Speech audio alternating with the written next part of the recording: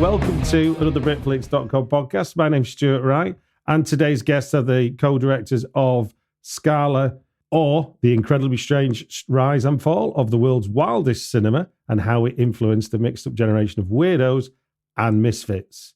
Welcome, Jane Giles and Ali Catterall. We're going to do a bit of a discussion about the documentary, and then we're going to break off and talk about three films that have influenced everything in your adult life.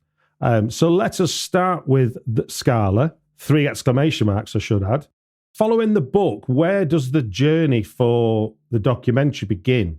Good question. So when the book came out, published by Fab Press in 2018, September 2018, several different people actually asked whether or not there was going to be a documentary based on the book. Because it was very cinematic in terms of, obviously, its subject matter. It's a book about cinema, but also there were stories in the book that weren't really that needed kind of like more space to come out. So I started looking into the idea of doing a documentary based on the book, and also I'd stumbled across some bits of archive footage that I didn't know existed, some amateur archive, a whole hour-long chunk of it, which I didn't know about before. Sort of came out the woodwork after the book was published. Also a 3-minute-long student film shot at the Scala in 1992. So I knew there was archive footage that hadn't been seen before, in addition to the fantastic Michael Clifford 30-minute film Scala that he made for Cable London back in 1990. And also, sort of more importantly, I knew that I had some people around me who were interested in making a really good film about the Scala. First and foremost was Channel X, who were the first producers on board. They mostly made television comedy. They made The Incredibly Strange Film Show with Jonathan Ross back in the day, and that actually launched at the Scala. They made the Vic and Bob Shooting Stars programs, and also they made Detectorists, the fantastic metal detector. I don't know what you call it, comedy drama. It's a sort of folk drama. It's wonderful. So they came on board, and along with Andy Stark, who is the producer of the films of Ben Wheatley, Peter Strickland, Prano Bailey Bond. So we started kind of like exploring what a film about the Scala would look like. We actually tried to find a director for it, and couldn't find anyone available at that time. That was like back in sort of 2019. And so the producer said to me, "You do it." And I knew that I couldn't do it on my own. So I said, "I'll do it if my editor of my book, Ali Catterall, who I'd met during the researching of the book, he's someone who has a really interesting story to tell about being a student up the road." So the producer said, "Go for it." So that's how Ali and I ended up co-directing this documentary about Scala, which is sort of loosely based on the Scala book that we discussed back in 2016. So Ali, and this the question I'll ask you, Jane, as well. But first, you, Ali, what was the first time you crossed the threshold to go to the Scala? What took you there in the first place? Well, this is interesting because I didn't live anywhere near King's Cross. I lived down in Chelsea, near World's End. Right. Like kind of what we call the wrong end of Chelsea. And the reason I was in King's Cross, which no one with any sense would have gone if they didn't live in King's Cross already, because it was an incredibly insalubrious place, as you possibly know. I was studying a very progressive liberal college of further education called Kingsway Princeton College, it was called then. It was a place where the Sex Pistols had actually attended, I wouldn't say educated, but attended about 12 years before me. People like sort of John Lydon and John Wardle, Jar Wobble, and John Beverly Ritchie, and all the Johns. They were all called John. Okay. And they all attended Kingsway. And as I said, it was a very sort of liberal place. And it was for kind of school dropouts or kind of sort of smart working class kids or otherwise distracted children, people like me who'd come from a extremely bad background, an incredibly, can I swear on this podcast? You can, yeah. Incredibly fucking fucked up background. I'll give you the top line later of that when we talk about performance. But for now, I found myself in Kingsway, and Kingsway was about 5 minutes walk from the Scala. And I was coming out of Kingsway one day in I think October, so about a month after I started, and I saw there was a film called Birdie there by Alan Parker. It was with Nick Cage and Matthew Modine. And it was a story about obsession and mental illness, and a guy thought he was a bird.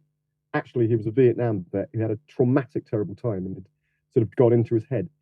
And I thought, that's for me. That's absolutely up my street. And I went in, and I was incredibly daunted because at that age, sort of 1986, the only sort of places available to me were those kind of moth-eaten sort of multiplexes, your kind of local multiplex where there's, the aromas of popcorn and candy are kind of pumped in, and you're seeing, your usual kind of mainstream fare. So the Scala was something very, very different.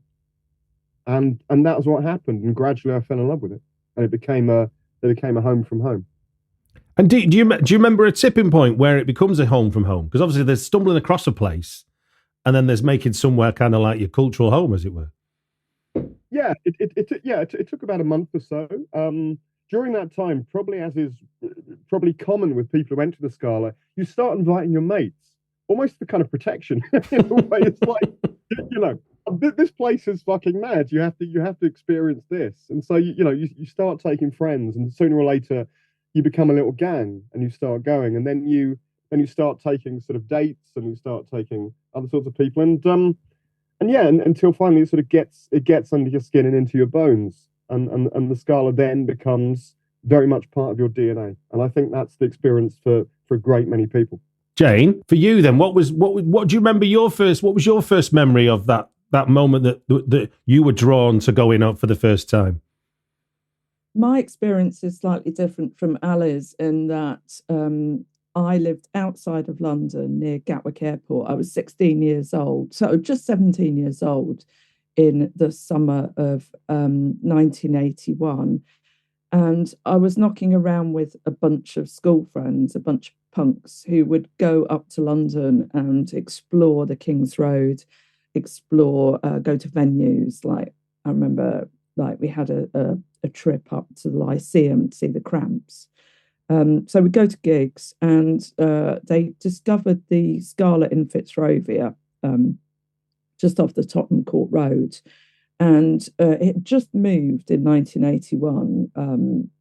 Channel 4 came and sort of evicted the Scala from its premises in Fitzrovia in April 1981. Okay. So the cinema owner, Steve Woolley, and his staff managed to negotiate a bit of cash from the deal of Channel 4 coming in to find alternative premises, which was actually barely a mile up the Euston Road to King's Cross. So they moved in 3 months flat. It was an extraordinary feat. And so I was there in August 1981, after the Scala had opened in King's Cross in July 1981. I was there for an all-nighter. I came up with my mates from Crawley. They already knew, like I said, the Fitzrovia Scala. They were a bit scornful of this massive, dirty old picture palace in King's Cross. I think they liked the other one because it was sort of like fairly newly built, had been built in 1976 as the other cinema. And it was quite intimate, and it was underground, whereas the Scala in King's Cross was overground and up. But I just fell in love with it at first sight. So my experience was different from Ali's in that I went with a group of friends from the outset. I went to an all-nighter, and I fell in love at first sight. Rather than, and it was sitting there in that massive auditorium, watching films like The Living Dead at the Manchester Morgue, 5 films in a row, being with a group of people, being away from home, which was really important to me. I knew that I could stay up all night because I'd spent the summer cleaning airplanes at night as part of a crew in Gatwick Airport, just to earn some sort of holiday money. But I'd become part of that sort of nighttime economy, and found it quite magical, actually. I mean, the sights of the lights, kind of like across Gatwick at 3 o'clock in the morning were stunning, and sun rising and rabbits running down the runways. It was really sort of special. So I like that feeling. And the auditorium of the Scala at night, even though there are people sort of sleeping on the floor between the rows, between the films, but like sitting there pushed up against my boyfriend, listening to Joy Division for the first time. I don't think I'd heard the band before. I remember sitting there hearing Love Will Tear Us Apart sort of booming around that massive auditorium when cinemas, like Ali alluded to, how other types of cinemas were at the time. So I was literally used to the embassy in Crawley that would show play Windmills of Your Mind as intermission music. I think it's sort of great now. I would listen to Windmills of Your Mind now, but at the time it just seemed really like old school and really sort of stifling. This was something really new. What comes across clearly in the documentary is, as much as there was a fantastic program at the, from the day it started, so to speak, it was always a bit on the edge. It was always daring. Often experimental stuff was shown. But going to see films is ordinarily a kind of almost like it's a shared experience, but it's also a singular experience. So because the shared experience is just sitting in quiet dark with loads of strangers. That's generally how a cinema works. But what's clear from the documentary is a social life emerged out of the Scala, which doesn't seem to sort of go with the idea of going to see films. So why do you think that is the case? I mean, Ali, you talked about, one of your tipping points was you just started to bring your friends along and stuff, this weird and wonderful place. So what is it about sort of that kind of film culture that sort of breeds itself, as it were? I think you have to look at the fact that the Scala, more than many other reps at the time, had been and continued to be in places a music venue. And I think that's very important. I think it's significant to look at something that's more than a cinema, something that has the kind of community vibe, or at least kind of gang treehouse mentality of a gig. These were films as gigs. They were not films as kind of sacred objects that you kind of turned up to and venerated necessarily, although people certainly did. But think of it as a kind of gang mentality. And this is reflected in the kind of tribes who went there, and certainly tribes who were from from a kind of almost sort of socio-cultural kind of point of view, music tribes, quite a lot of them. So you had the rockabillys, you had the punks, you had the post-punks, you had the goths, you had all kinds of people. So all those tribes came together to give you that kind of gang mentality, which was more like going to a gig, if you like. So when you're sitting there in the Scala in the dark, watching the films, it's almost like you're watching a band. It's almost like you're watching bands on film. And obviously, quite literally, you are when you're watching music documentaries. But yeah, I guess Jamie would probably have more to say about that as well, too. Well, that's right. And I think what's really interesting is that it was that immediate post-punk moment when it started, 1978. And the thing about punk, obviously, it had that DIY, like anyone can be on stage. And I think the Scala had that feeling that actually the people in the audience were often the same as the people who were making the films that were on the screen. In the case of Derek Jarman, for example, he was someone who would literally come to the Scala to watch movies, but also to watch the audience for his own films, like Jubilee and Sebastiani, that were shown at the Scala. So I think it's got that. And also because the Scala audience was quite raucous, like a punk gig, or like any gig, actually, or nearly any gig, not everyone, but, people would shout out, there was this sort of sense of audience participation, that really sort of like went along with the vibe of the venue and the nature of the films that were shown. And people at that time would certainly sort of like identify themselves culturally by the places that they went and the films that they watched and the T-shirts that they wore and the badges on their lapels. And I think the Scala was really a place that accommodated this kind of, it goes back to what Ali was saying, it was a sort of tribal gatherings. But I think critically is the post-punk thing, and also the political allegiances and the social allegiances that people made. So I remember back in 1980, a friend having her passport photograph done and being turned down for a visa for America because she was wearing a CND badge. So you'd wear your CND badges, you'd wear your anti-apartheid badges, you'd wear your punk badges on your lapel. And you would pick up your SCALA program and you'd put it up on your wall, and your friends would come round and they'd see that you were a member of this place. You'd have your little membership card in your wallet. So I think there are all these sort of like cultural signifiers that enable people to feel very much part of a scene when they went to the SCALA. I think one of the ideological tent pegs of punk as well was that sort of breaking down of the wall, the division between the audience and the people on stage. And I think this was another kind of, very much a kind of MO of the SCALA and that kind of vibe, that as Jane's alluded to, sometimes the people in the audience would be the people whose films you were watching. And that definitely came out of punk. I mean, this was amongst all reps, probably with the exception of something like the Screen on the Green, which literally hosted the Sex Pistols and the Clash. This was the London's punk cinema, with that vibe and that legacy.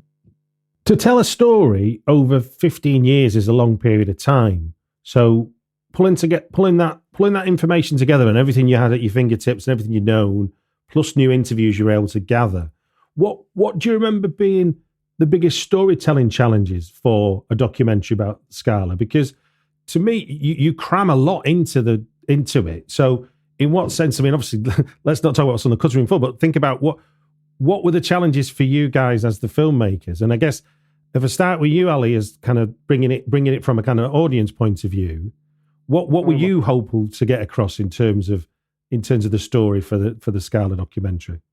I always say this, but first of all, as a kind of nascent debutante co-director, I've realised the most important thing when you're making a documentary is to honour your subject.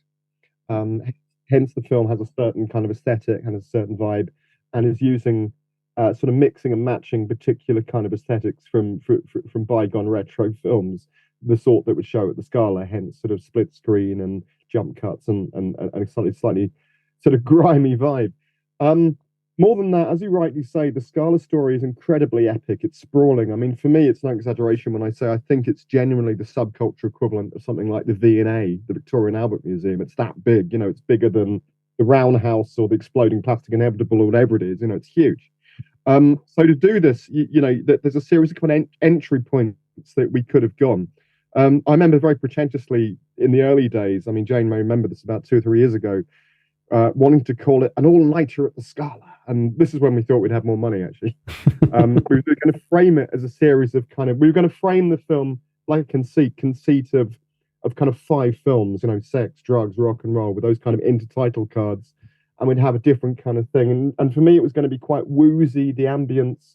It was going to be quite ambient and woozy and quite sort of dreamy and dreamlike until we decided, no, let's just make a slightly straighter documentary than that. Some of these things are a consideration, as I say, the budget. Some of them are, as I said, because we wanted to get the vibe of the SCALA. That was really important to us. And what we've ended up with, I think, is very much like the SCALA. It's this kind of kaleidoscopic, eclectic, incredibly Catholic scrapbook kind of approach that hopefully and truthfully and authentically sort of gets over the SCALA experience. And what about for you, Jane? Because obviously you were both the punter who went to see films and gig and bands there, but also you became the programmer there as well. So you had a very much an active role in what it did. So what for you were the storytelling challenges for you in this documentary? So we decided fairly early on in the filmmaking process that what we wanted to do was focus on the audience's voices, the audience who went on to become filmmakers, writers, musicians, artists, actors, and activists. That was our structure. Mm-hmm. We knew that we wanted a sort of approximate 3-act structure because that makes for a satisfying piece of storytelling. We knew that we wanted to make a big screen documentary because the subject matter and the form follow. The form follows the subject matter. So and And actually, the sort of sprinkling in of the management voices in the film, Stephen Woolley, myself, Jane Pilling, Joanne Seller, Mark Vallon, Helen DeWitt were the cinema managers who were interviewed for the film. That actually came quite late into the process, because we realised that in order to make something that worked historically in terms of its 3-act structure, as well as emotionally, we needed certain bits of information about the beginning, the middle, and the end. So we needed the management to talk about that. It wasn't necessarily something that the audience could say, although we did ask each of our interviewees, and we had 50 of them. We wanted a lot of voices in this because the Scala audience was 1 million people over 15 years. And so we wanted to get a lot of different types of voice into our film, both in terms of like gender and class and ethnicity. And I think we managed to achieve that. But we also managed to achieve like 50 hours worth of interview footage. So one of the biggest challenges in making the film was in whittling that interview footage, which was a lot of gold dust, and as well as a lot of rubbish, down into 1/3 of a 90-minute long film. So that's where the brilliance of our editor, Andy Sark, also our producer, assisted by a guy called Ed Mills, and we all worked together to kind of like shape the piece. And just to add that the 3-act structure is roughly, we thought about sex, drugs, and rock and roll, but not in that order. We've got rock and roll, sex and drugs, and there's a bit of kind of preamble and a bit of legacy. But it's sort of roughly around that, or as Ali puts it, it's the sort of lead up to the party, and then the hangover and the sort of remorse at the end. That's more or less our structure. What we knew we didn't want to do was a fairly straightforward Sky Art style documentary, historical documentary, where the management, the sort of, the white management tells the people who weren't there what it was like. What we wanted was our diverse audience expressing what it felt like to be there. Yeah, no, and that's definitely the feel. That's definitely what you get as a viewer, a sense of, and I say that as someone that never got to go. I grew up in Manchester, so the Scala was very much advertised in the classifieds of the music press and things like that from where I was viewing it from. So it was like, and I was seeing the kind of films you were programming, and thinking, I can't see that. That's a banned video, or whatever it might have been.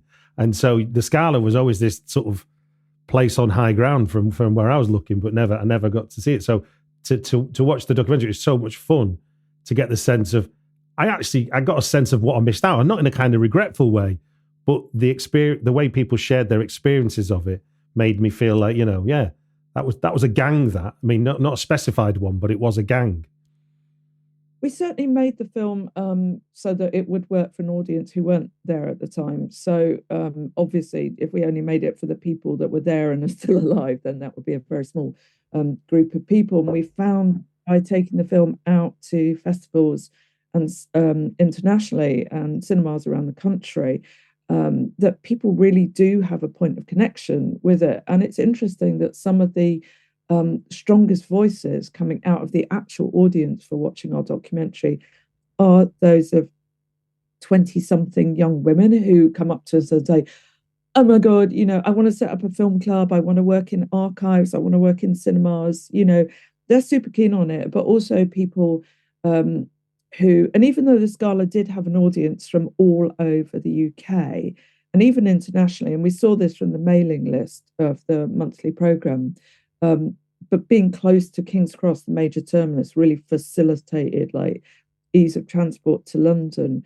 But we've also found that people are, it rings a bell with them about, like, maybe you had a place in Manchester that had a feeling like that. It might not have been, it might have been a record shop, it might have been a vintage clothes shop, it might be something else. But it's certainly kind of touching the emotions of people just sort of thinking about what their version of the Scala was or could be. I think James really touched on it. I mean, like in Liverpool, you had Eric's. In Manchester, you had the Hacienda. These are music places. But as I said earlier, the Scala as a cinema had more in common with kind of music venues than what's in the cinema. Well, Well, I mean, even like we've now got Home in Manchester, but there was the Corner House. And so I was able to see things like a John Woo triple bill and things like that. So the flavour of what I thought of as Scala, I could get access to bits of it. But I think for me, looking at it certainly through the 80s prism, was the Scala was like I could have seen the forbidden fruit as opposed, which is something that it comes across really well, and not in a kind of like weren't we daring way, but it was like, why not? It was more of a why not show, because it was, in the end, they're only films. They're not as dangerous as the government at the time liked to make out that they were. We've come to the end of our conversation about the documentary. I'll put links and dates in the show notes so people can find out how to watch it in the new year. But now we shall move on to 3 films that have impacted everything in your adult life. Just so you know, what we're going to do is we're going to do your 3 films. We'll have a 5-minute timer going on, so that when 5 minutes are up, you will hear this noise at 5 minutes. Okay. And that's our 5 minutes up, and then we move on to the next film, okay? Okay. Right then, let's start off with your first choice, which is Un Chant d'amour by Jean Genet, 1950, a 25-minute sort of long short. So what was the reason for choosing this film? Where does this fit in your film fandom and maybe in reference to the Scala? Well, as I said, I discovered the Scala in August 1981, and then I carried on going to the Scala throughout the 1980s, and I started at film school in Reading in 1983, and was doing a very interesting course and discovered the films of Rainer Werner Fassbinder. And we were studying melodrama, and so like Fassbinder's melodramas, Fear Eats the Soul, compared to the films of Douglas Sirk. So it's quite an academic course, but really exciting, and really opened up ideas about wanting to seek out films by those filmmakers that we were only sort of learning about, not necessarily seeing their complete works. So the Scala provided a sort of alternative, like parallel curriculum to what I was studying at film school in Reading. And I noticed that the Scala was showing Catterall by Fassbinder. And having really loved Fear Eats the Soul, I went to seek it out at the Scala from where I was living in Reading. And there was a short film showing with it, and that was called Un Chant d'amour. I didn't know that at the time because the film had no kind of like header on it, like the title was lost. It was silent, and the projectionist was playing, I think, Eric Satie music or something like that, over the top of this silent black and white 25-minute long film, which was about 2 men in prison trying to communicate through the prison wall. And it was very romantic and very explicit. And I couldn't quite believe what I was seeing. It was sort of like, what is this? What is this little scrap of film?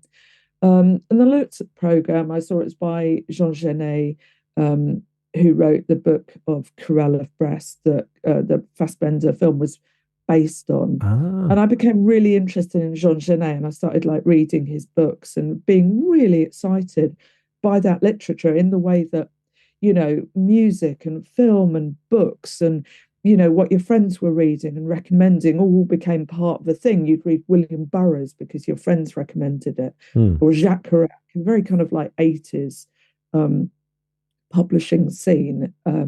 So I couldn't find any information in the library about Un Chant d'amour. It's obviously pre-internet. This was mid-80s, pre-internet. And then when I finished my film course, I asked my teacher what he thought I should do next. And he suggested that I should do an MA in film. So I asked if I didn't want to, like everyone at that time was doing like MAs or PhDs in the films of Alfred Hitchcock and it was massive and I didn't want to do that. So I said to him, and his name was Richard Kutnowski, actually, was he was a great teacher. Still is a great teacher at the London Film School, but he would go on from that point to direct a lovely film called Love and Death in Long Island with Jason Priestley and John Hurt in it. Anyway, Richard said, well, when I said I could only really imagine writing about something really small, he said, why don't you write about Enchante Moore? So I applied to Kent University to do an MA by research and thesis, and my subject was Enchante Moore by Jean Genet. I thought it was a good idea to study and research something that there was very, very little information about. And right at this moment that I started work, Jean Genet died. And I read an obituary of him by an American author called Edmund White, who was famous for his semi-autobiographical novel, A Boy's Own Story. He was an American writer living in Paris. And I wrote to him and asked him where he got some of his information in the obituary from. And he, being Edmund, a very generous person, immediately invited me to go meet him in Paris and collaborate with him. He was writing this massive biography of Jean Genet. It's like 800 pages or something. And I was writing my thesis about this little film. So we worked together. He took me to the south of France to meet Lucien Senemo, who was one of the men in the film. And I got incredibly privileged information for my thesis. Actually, I didn't understand film studies. I didn't understand psychoanalysis and semiotics, but I did understand history. And my thesis was published as a book by the BFI in 1991. And it also that led to them obtaining the rights to Enchante Moore, publishing it on VHS and DVD, and film prints of it being available to this day. Amazing. They commissioned a new score from Simon Fisher Turner, which is beautiful as well. And it was like it's an important film for me because it's not only beautiful and great and really sexy with these gorgeous men and their naked bodies in it. It was just the sort of thing that a woman like me wanted to be watching. But also it was my first publishing gig. Your second film is A Clockwork Orange, Kubrick's classic from 1971. Do you want to tell us where that fits in the Jane Giles canon? Sure. So Enchante Moore is a really interesting example of a film where the rights kind of like came and went. Mm-hmm. And all films are subject to rights. And I grew up in an era where it was impossible to see Clockwork Orange in the UK because it had been withdrawn from distribution back in the early 70s. I think everyone knows the story. I won't go into it now. Yeah. It was due to kind of like, threats of violence against the director, due to kind of, sort of supposed copycat violence or sort of violent youth saying Clockwork Orange made me do it type thing was their defense. So it's really hard to see this film. And you'd have to go to Paris, which wasn't any hardship. You could fly or go on the boat to Paris. You could see the film in cinemas there. You go to Berlin, you could see it there. But when I was managing the Scala in the late 80s, early 90s, we had a selection box in the foyer for people to put their suggestions of films that they would love to see in it. And every single day, you'd get like slip after slip after slip after paper scribbled in biro, Clockwork Orange, please, please, please, Clockwork Orange, Clockwork Orange. People were really desperate to see this film, not on pirate video. I wasn't really a kind of like video watcher. I'd grown up with Betamax in the house, so we could rent those big videos like Evil Dead, like pre-Bright Bill, pre-Video Nasty. Yeah. But by the time I was a student, like video machines were too expensive and computers didn't exist. So cinema was really the only way, or television was the only way of seeing films. So at the Scala, when I had the opportunity to show a collector's print on 35mm of A Clockwork Orange on my big screen, and I had that, sort of authority to show what I wanted, I made a very hasty decision to put the film on in a double bill with, as a surprise film, double bill with Lindsay Anderson's film If. Mm-hmm. And it turned into a sort of nightmare. The screening was an illegal screening. It was reported to the film's distributor, Warner Brothers, who reported it to the trade organisation, the Film Distributors Association, who reported it to the Federation Against Copyright Theft, which was an organisation set up, funded by the studios to fight illegal VHS replication. Yeah. They pursued a criminal prosecution against me as the person, as the responsible person of the organisation at the time who'd made the decision to programme the film. Yeah. The whole case dragged on for a year, from 92 to 93, and was a really depressing, drawn out, expensive procedure. It's not the reason why the Scala closed.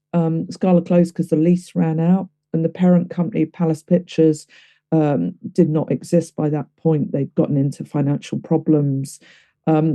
Also, King's Cross was being redeveloped to make way for the Channel Tunnel terminus that eventually came into St Pancras. So there was and it was a time of recession, as well as kind of like the growth in VHS. So audience behaviour was changing. So that's a rather long-winded way of saying that the film impacted on me, because I did make a decision to show it. I did take responsibility, but it's kind of followed me around for the last 30 years. Yeah. People say, you closed the Scala by showing Clockwork Orange. I didn't close the Scala by showing a Clockwork Orange. It didn't help, but it wasn't the reason. What year was that when you showed it at the Scala?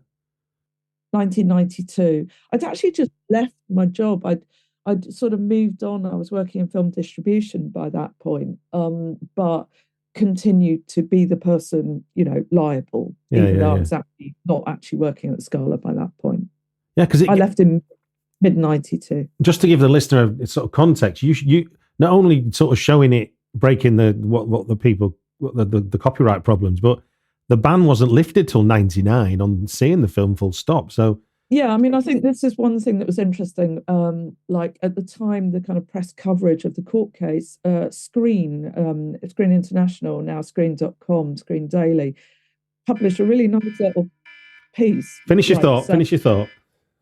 Saying, I hope that when A Clockwork Orange is finally re-released by Warner Brothers after Kubrick's death, they'll give a full apology and financial reparation to Jane Giles. And that's exactly what happens in terms of the reissue 6 months or a year or so after Kubrick died. And no, I never got an apology or financial reparation. But the film finally came out, and now audiences can see it legally in all its glory.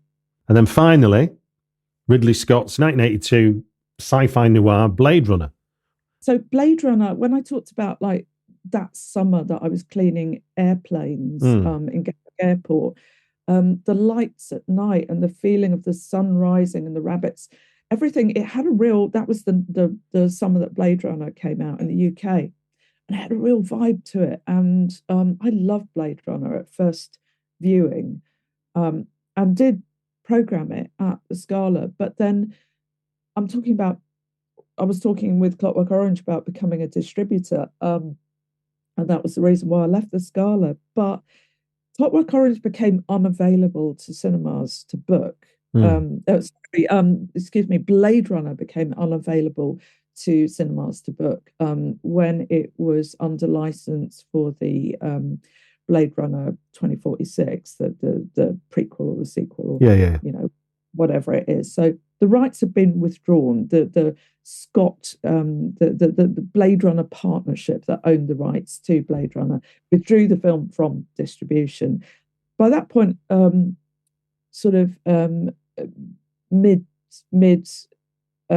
sort of 2008, 2010, I was running distribution at BFI. We were doing a big sci-fi Christmas season, and the film that I really wanted to re-release as a classic, modern classic, was Blade Runner, which at the time was withdrawn from distribution.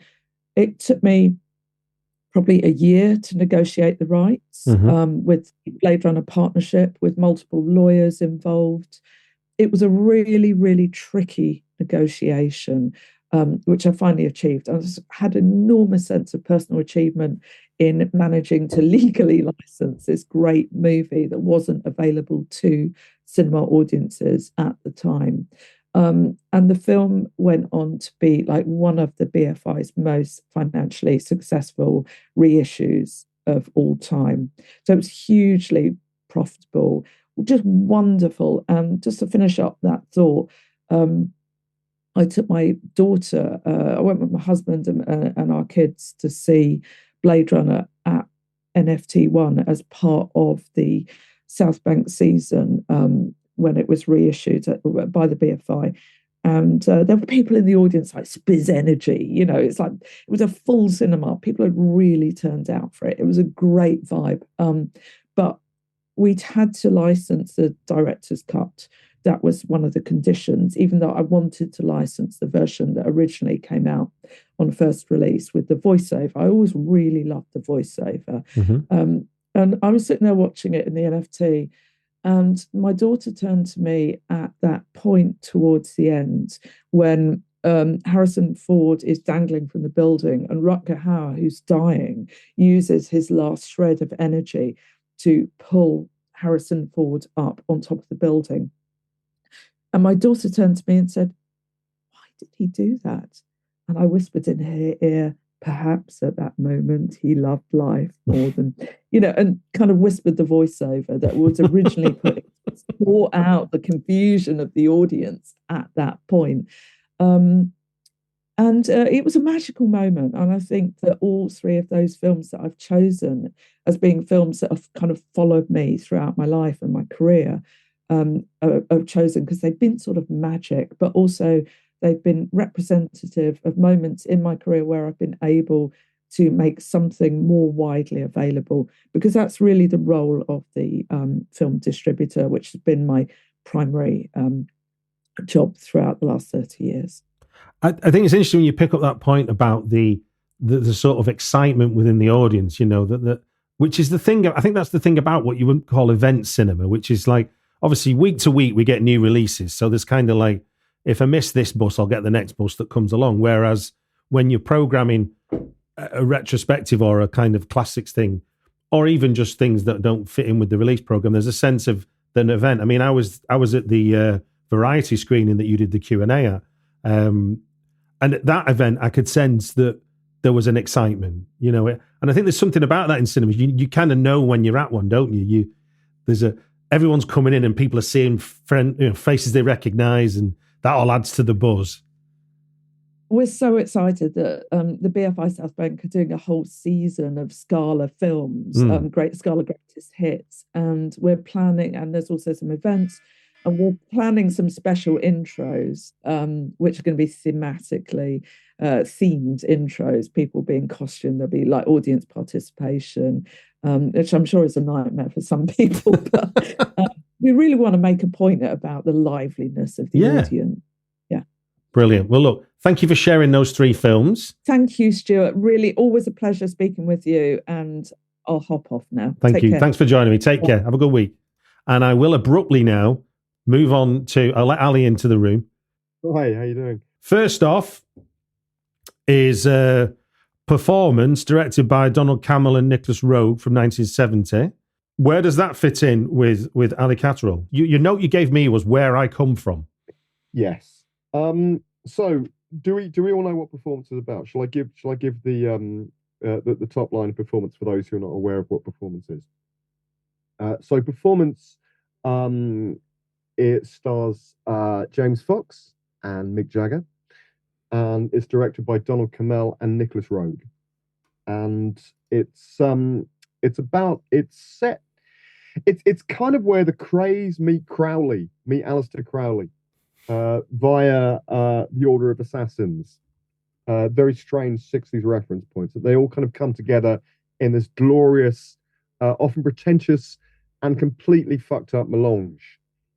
And it's about a gangster played by James Fox who's on the run, and he holds up in a fading rock star's house in Notting Hill, played by Mick Jagger. And in James Fox's kind of gangsterism, Mick Jagger sees a way to kind of re-embrace his demon that he's lost, his kind of stage persona, his kind of demon. And he thinks he can get this from James Fox, whereas James Fox just wants an escape at all costs. And unfortunately, he bites off more than he can chew. So by the end of the film, both of them have kind of merged into each other's personality through kind of. So what makes this film important to you? This film is where I come from. I grew up. I didn't grow up in Notting Hill. I grew up in Chelsea, which is kind of southwest of Notting Hill. But yeah, I grew up in a bohemian squat in what I would say is Angela's Ashes poverty, or perhaps being hippie, it was lentil poverty, below the breadline, with a Crowleyite stepfather, a practicing warlock for a stepfather, and a radical feminist for a mother, who later became General Secretary of the Fawcett Society. He was a psychopath. He was a regular practitioner of black magic under my startled nose. And all this is happening in this lentil poverty council squat. We were what you'd call kind of poor with books. There were hundreds of paperbacks, yellowing paperbacks around, surrounded by hippie paraphernalia. Or rather more kindly, we were arts and crafts. I think you might get the vibe here. When I watch performance, there's certain scenes in that, particularly where James Fox first encounters Power Square, where Mick Jagger lives, in which he sees kind of feral sort of children running amok through Power Square. That whole vibe was my childhood, basically. To watch performance now is to revisit an extraordinary time for me. I'll also mention the fact that where I grew up might as well have been an enormous soundstage. I grew up in a road called Lots Road, which is a kind of slum elbow of just off the King's Road in Chelsea, directly opposite the Lots Road power station. And we were a kind of, being bohos, we were a kind of archipelago of otherness. You know, we were surrounded by fellow bohos. We lived above an American performance poet who kind of held open house for kind of fellow artists and political dissidents and up-and-coming musicians, one of whom was called Philip Glass, who used to visit. Oh, wow. Yeah, next door with a modern classical composer and an underground filmmaker from Oz, who'd sort of project film noir classics and exploitation movies on his backyard late into the evenings. One of my first memories of kind of sprawled on exotic cushions by hippies, kind of watching these films. It was almost virtually a primer for the Scala, and incredibly cinematic. And for me, it kind of seemed natural that kind of film crews and commercial makers and video and music videos directors would kind of haunt our streets for years looking for sort of atmospheres. You can actually see my road in an old Ready Brek advert. It was the hip hop one where everyone's sort of glowing like beacons, and sort of, you know, if you go and Google Ready Brek hip hop, you'll find it immediately. That's Lots Road. And as someone comments in the comments, you know, that looks like the aftermath of a nuclear war, man. And you know, it just looked like that. That was how horrible it was. That's where I grew up.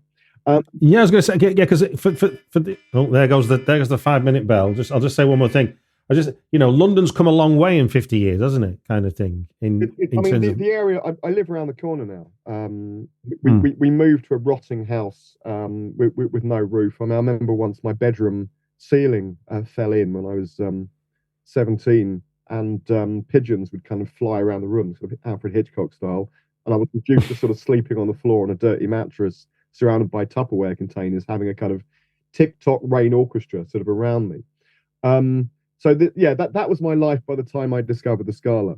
So it's interesting to me that the kind of content of the movies I saw there was just as surreal and disturbing, sort of outlandish as anything from my home life. But somehow the fiction of these films provided a kind of safety net, a kind of filter, this kind of crucial remove from reality, you know, which is why the Scala became a kind of refuge for me, as it did for so many other people. So to cut all this down, performance is where I come from. That's my life. So in terms of London being like a theatre set, being like a film set, then Theatre of Blood from 1973, your second choice, is almost like a technical heightened version of London in the early 70s, isn't it? Theatre of Blood is also, I mean, it's one of the great London films, funnily enough. It is, no, without a doubt. In which you got the cast and crew sort of roaming the depressed capital of the early 1970s. And in fact, the area I grew up in as well, again, I liken it to a kind of enormous soundstage, because there is almost every slab of that bit of Chelsea has had a film crew pass it. I mean, point of fact, there's a scene in Theatre of Blood where a guy's drowned in a vat of wine, and that the entrance to that little place is literally around the corner from Uncle Monty's place and With Nan and I, or where it was shot. Across the road is where Alex DeLarge gets a kicking from some old blokes underneath the Albert Bridge. The houseboats just beside it are where Oliver Reed works in. I'll never forget what's his name. And then, of course, around the corner there's Dracula's, mini skirted acolytes from Dracula AD 1972. I mean, it's no way. Yeah, almost every. I'll have to take you down there one day. Almost every slab of that square mile. The blow up house, the party house, and blow up is there. It's So I grew up, as I said, on an enormous soundstage, which must have helped. I mean, it impressed upon me the fact that kind of reality and fantasy were very close to one another, and they could be sort of punctured like skin, if you like. I mean, added to this the fact that a friend of mine, a family friend called Paul Oliver, who's in everything, you'll see him in everything. Once you see him in one thing, you'll see him in everything, is in Theatre of Blood. He's being prodded awake by Michael Horden at the beginning. You see Paul Oliver in Star Wars when C-3PO and Luke walk into the cantina, and he's sitting on the right, at a table by himself. You'll see him in American Werewolf in London, in a sex cinema, sort of gazing with horror as David starts changing. You'll see him in everything. So yeah, Theatre of Blood, my all-time favorite film. I think sort of, and personal for those reasons, not least of which the fact that I too am a member of the Critics Circle. So thoroughly expect to be done in by a maniac in a wig anytime now. Yeah. I mean, does it, out of interest, because obviously framing something for a film means that what's not in the frame we can't see. But obviously when you're looking at a place that you're familiar with, are you able to sort of remove the reality when you're seeing the places, or do you see the place that it really is? I see the place. I mean, particularly where I grew up, Lots Road. I mean, like you watch the opening of Quadrophenia, the scene immediately after he's standing on the cliff edge. You've got Phil Daniels and co. and Phil Davis kind of racing down the road. That's Lots Road. That's my road. The place where I'm living now is actually in a Terence Trent D'Arby video in Sign Your Name. You can literally see my yeah. It's. I mean, that was, and you can see the Lots Road Power Station in there as well. Also, very personal film, Theatre of Blood. I realise we haven't exactly said what it's about. It's about a critically. It doesn't matter. It doesn't matter. Also, people can find that out. Also, Theatre of Blood, very personal for me as well, because it started me on the road to becoming a film critic, because it was the very first film review I ever wrote, age 14, for English, right? Really? Yeah, there you go. That's the review, Theatre of Blood. There you go. And aged 40, because it's quite. I mean, what surprised me with Theatre of Blood, because I only saw it when they did the Blu-ray reissue. I'd never seen it before then, and I was surprised at how I mean, it's funny, but it's a violent movie. It's I just love it. I've written here, age 14. The witticisms fly fast and furiously amid many stomach-churning scenes. And I end the review going, a superb cast supported by beautiful gags, although not recommended for young children. I was 14 for fuck's sake. Do you know what I mean? But yeah, it's I love it. I love it so much. I mean, it's like an anthology. So for the benefit of the audience, what's your favorite sequence of the revenge that's meted out? Oh God, it's got to be Robert Morley and his poodles. I think. I mean, when Robert Morley's poor poodles are baked in a pie after symboling. It's basically Vincent Price's favourite of his own movies as well. That doesn't surprise me. He once said it was the best feeling of achievement and satisfaction I ever had from a film. And Katharine Hepburn once said that she thought that Price would have made a great Prospero from The Tempest. And I think really, here's the evidence, really, here's the proof. And, the irony is, for me, although Lionheart's supposed to be this terrible actor, one of the critics calls a ham sandwich, his Shakespearean soliloquies are actually really fantastically delivered in this film, I think. And do you think it stands the test of time, Theatre of Blood? Oh, let's not worry about that question. There goes the timer. Moving swiftly along, but staying in the same year, 1973 is The Wicker Man. The Wicker Man. The single most important film of your life and career, you say to me in your teaser. By the end of the speech I'm going to give about The Wicker Man, I'm going to convince you that magic actually exists. Right? Okay. I'm all for that. I'm here. Right. I first saw The Wicker Man when I was 14 on the 25th of January 1985, and I was watching it on LWT. It wasn't the 102-minute version. This was the theatrical cut for nerds. Mm-hmm. And unbelievably, on the other side, on Channel 4 that night, they were showing Eraserhead. Right? So 2 Scala favourites immediately. And during the ad breaks, I would flick back while watching Eraserhead. I'd flick back over to Wicker Man. I'd never seen either of them before, and my mind was completely blown. And after a bit, I ended up settling with The Wicker Man. I ended up sticking with The Wicker Man because it had a more sort of coherent storyline, and also Britt Ekland, let's face it. So there you go. So I first saw it when I was 14. And I originally got into film writing. This is how I originally got into film writing. After I wrote an article for The Guardian about The Wicker Man for The Guardian in 1998. And that article led directly to a publishing deal. I was called up by Fourth Estate literally that the day the paper came out, which never happens, kids, by the way, who called up and said, would you like to write a whole book about The Wicker Man? I was like, yeah, absolutely. And a week later, he called back. His name was Andy Miller. You may know him as he's gone on to become the host of a quite celebrated sort of literary podcast. But back then he was commissioning editor. And a week later, he phoned back and said, oh, I'm really sorry. Someone else is writing a book about The Wicker Man. So we had another week, myself and my co-writer, the late Simon Wells, crying into our sandwiches, going, oh God, we could have done it. You know, I was 29, you know, I wasn't even 30. And then he called back and said, would you like to write an entire book about British cult movies? And for the benefit of your listeners, here it is. It's called Your Face Here, British Cult Movies Since the 60s. And it's the first book ever written about British cult movies exclusively. And it was quite sort of critically acclaimed at the time, if I say so myself. Anyway, and because of that book, during that book, that book had a chapter on Clockwork Orange in it. And because I knew that Jane's experience with the Clockwork Orange and the Scala, I called her up and I said, Jane, I didn't know from Adam at that point. I said, Jane, this is back in 2000. Would you like to talk about the Clockwork Orange trial? And she said, no, fuck off. Quite reasonably, because it was still quite raw. You know, it was only like sort of, 7 years or something after the court case. So I said, oh, absolutely. All right then.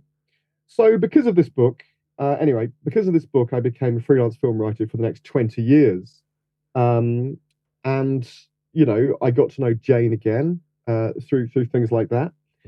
And Jane then became, then Jane invited me to co-direct Scala with her. Now, I'll tell you this, the last billed film that the Scala showed before its closure in 1993, in a double bill with Witchfinder General, was The Wicker Man. And to honour this, we've made it a clip over the credits reel at the final film in our credits.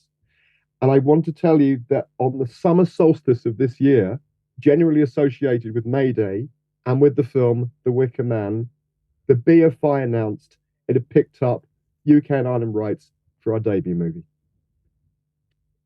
Magic is real. I rest my case. You thought it and you manifested it, and you manifest it and then it happened. Is that what you're saying? And that is why The Wicker Man is the most important film of my life and career. Full stop. It's an extraordinary piece of work. I don't know what there is left to say about it, but it is.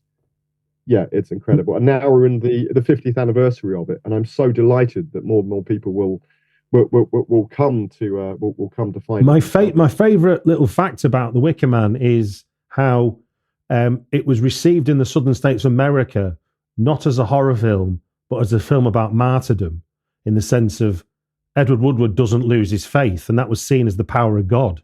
And you're like, that is one brilliant reading of that film. That's absolutely right. The producer, Peter Snell, and director Robin Hardy, actually, as you say, took it round those southern states and said, do you find this offensive? And they said no, because it's absolutely logical and correct within that framework. Yeah. Absolutely phenomenal. Yeah. Well, look, sir, that's bang on 5 minutes. Fantastic. I will put, as I said in the interview, part of the podcast, I will put links in the show notes about dates and stuff, and when I tweet about it, I'll say all that. It just gives me to say thank you very much for joining us on the Britflix podcast. Thank you. That's such great questions. Thanks so much.